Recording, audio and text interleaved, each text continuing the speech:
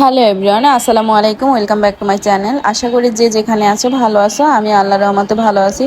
তো আজকে তোমাদের সাথে একটা গ্রামীণ পরিবেশ শেয়ার করি। তো এখানে দেখতেছো বড় একটা পুকুরের দৃশ্য, আর এই পুকুরে আছে তোমাদের ভাইয়া, আমার দেবররা। আর আজকে আমরা এখানে আমার চাচা শ্বশুরের বাড়ি সবাই মিলে ঘুরতে গেছিলাম। তো মোংলা চুনকাটি আমরা এখানে সবাই মিলে 2 দিনের জন্য গেছি। আর এখানে গিয়ে দেখি এত সুন্দর সুন্দর জায়গা, ছুঁয়ে যায় এরকম একটা জায়গা।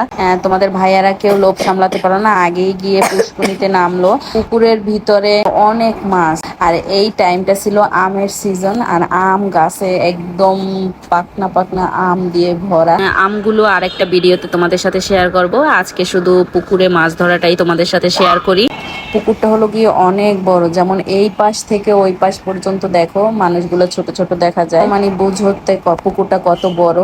2-1 মিনিট পর পরই অনেক মাছ পাইতে আছে। মাছ ধরতে গিয়ে যদি মাছ পাওয়া যায় তাইলে কিন্তু মাছ ধরাটা আসলে অনেক মজার হয়। গ্রামীণ দৃশ্য আসলে তোমাদের কার কার ভাল লাগে আমাকে কমেন্ট করে জানাবা। আর ছোট দেবরে একটা মাছ পাইছে, এই যে দেখো হাত দিয়েই মাছ ধরা যায়, তাই বোঝো এত পরিমাণে মাছ। আমরা কিন্তু সবাই মিলে, তাই আমরা চাচা শ্বশুরের বাড়ি কিংবা ফুপা শাশুড়ির বাড়ি এরকম অনেক জায়গায় এনজয় করি সবাই মিলে। আবার একা যাই না, সবাই মিলে যাই যাতে অনেকটা মজা হয়।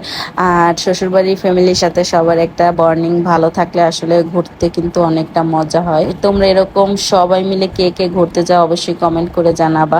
ভিডিওটি বেশি লং হয়ে যায় তাই বেশি বড় করলাম না। ভিডিওটি ভালো লাগলে অবশ্যই লাইক কমেন্ট শেয়ার করবা। আজ এ পর্যন্তই, ভালো থাকো, সুস্থ থাকো, আল্লাহ হাফেজ।